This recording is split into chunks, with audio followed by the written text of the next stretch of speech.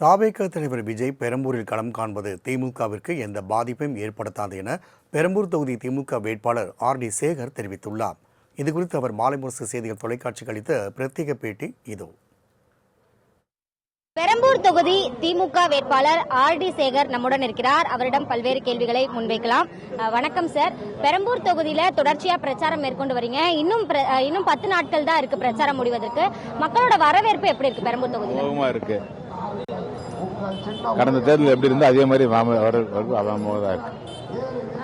பெரம்பூர் தொகுதியில மக்கள் மாற்றத்தை சந்திக்க தயாராயிட்டாங்க அப்படின்னு சொல்லிட்டு நம்மளோட பாமக வேட்பாளர் உள்ளிட்டார் பல்வேறு தொடர்ச்சியா தெரிவிக்கிறாங்க. பல்வேறு குற்றச்சாட்டுகளும் இருக்கதா தெரிவிக்கிறாங்க. பெரம்பூர் தொகுதியில நம்ம என்னென்ன திட்டங்கள் செஞ்சிருக்கோம் சார்?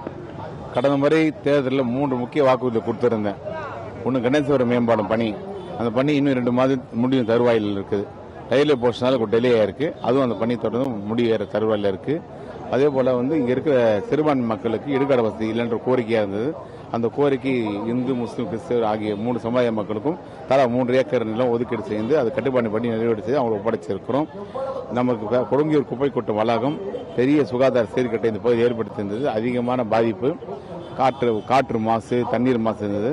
அதை சரி செய்வதற்கு இந்த ஆட்சியில் கொண்டு வந்த மாதிரி 630 கோடியில் பயோமைனிங் முறையில் அந்த பண்ணி 4 யூனிட் போட்டு வேலை நடக்குது. அதனால இப்ப அங்க ஏறக்குறைய 20,000 மேற்பட்ட டன் குப்பைகளை அகற்றி இருக்கிறோம். ஏறக்குறைய 80 ஏக்கர் நிலத்தை கையகப்படுத்த குப்பைமேட்டில் சமநிலை ஆக்கி இருக்கிறோம்.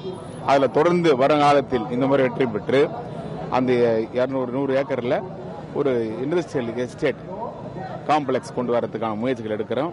அதே போல் எருக்கஞ்சேரியிலிருந்து வேசவாடி மார்க்கெட் வரை கடும் நெரிசல் இருக்குது, போக்குவரத்து நெரிசல். அது உயர்மட்ட மேம்பாலமும் மூலக்கடை வரை வந்திருக்க மெட்ரோ ரயில் திட்டத்தை விரிவுபடுத்தி தங்க சாலையோடு இணைக்கிற பணியும் இந்த முறை கண்டிப்பாக செய்வேன் வாக்குறுதியை கொடுத்திருக்கிறேன். திமுகவுடைய தேர்தல் அறிக்கை மக்களிடம் எந்த அளவுக்கு கொண்டு சேர்ந்திருக்கு? குறிப்பா பெரம்பூர் தொகுதி சட்டமன்ற உறுப்பினர் இருக்கீங்க. தேர்தல் அறிக்கை தாண்டி வேற என்ன மாதிரியான வாக்குறுதிகள் கொடுக்குறீங்க மக்கள்? திமுக தேர்தல் அறிக்கை தான் சூப்பர் ஸ்டார். இப்ப அதுதான் சூப்பர் ஸ்டாரா இருக்குது. ஏற்கனவே வழங்கியிருக்கிற விடியல் பயணம் தொடர்ந்து வழங்கப்படுகிறது. ஏற்கனவே வழங்கிய மகளிர் உரிமை தொகை 2000 ஆகியிருக்கிறது. 10 லட்சம் லேப்டாப் 30 லட்சம் லேப்டாப் உழைத்திருக்கிற மாணவர்களுக்கு இல்லத்தரசிகளுக்கு ஒரு இனிப்பான பரிசு, பொங்கல் பரிசு போல இனிப்பான செய்தியை வழங்கியிருக்கிறார். 8000 ரூபாய் உள்ள கூப்பன் வழங்குகிறார். வீட்டு உபயோகப் பொருட்களை மாட்டிப்போதை வாங்கிக் கொள்வதற்கு எனி பிராண்ட் எனி ஷாப் எங்க வேணாலும் அங்கு தேவையானதை வாங்கிக் கொள்ளலாம். அது பொதுமக்கள் குறிப்பாக தாய்மாரத்திலே அண்ணன் வரவேற்பு இருக்கு.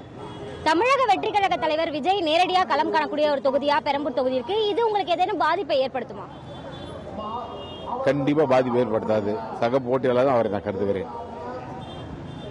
தமிழக வெற்றி கழக தலைவர் விஜய் பெரம்பூர் தொகுதியில் களம் காணுவது திமுகவிற்கு எந்த ஒரு பாதிப்பையும் ஏற்படுத்தாது எனவும் பெரம்பூர் தொகுதியில் திமுகவிற்கு வரவேற்பு அமோகமாக இருப்பதாகவும் ஆர்.டி. சேகர் தெரிவித்திருக்கிறார். மாலைமுறை செய்திகளுக்காக ஒளிப்பதிவாளர் ஜெகதீஷுடன் செய்தியாளர் நந்தினி.